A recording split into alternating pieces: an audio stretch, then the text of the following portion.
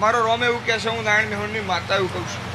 ચારે દિશાના વાયરા વહી ગયા ભાઈ અને પાંચમી હું નારાયણ મેહોણની માતા વચ્ચે આવું એટલે જીવનમાં કહેવત છે કે પોચ પરમેશ્વર ભેગા થઈ તાણા કોક થાય.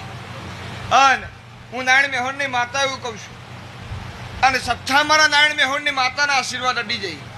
જીવજીભાઈ સરવાળો કરો પાછળના 3 વકડોનો હું ચહેરો એવું કહું છું.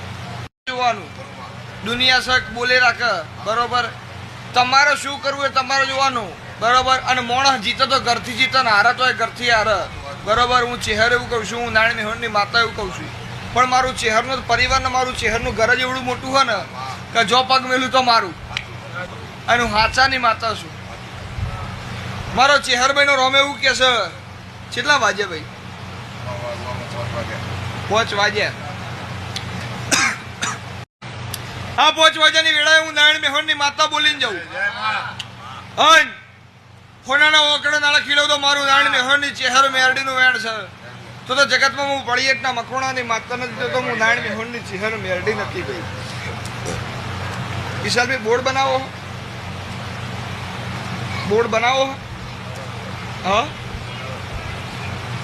એ વાત લઈને હોય મારા જોડે આવ્યો. દેવજી આ સુધીનો રેકોર્ડ છે. કોઈ દર મૂકીને પૂછતી નહીં તારા શું તકલીફ છે, હું કહું એ તકલીફ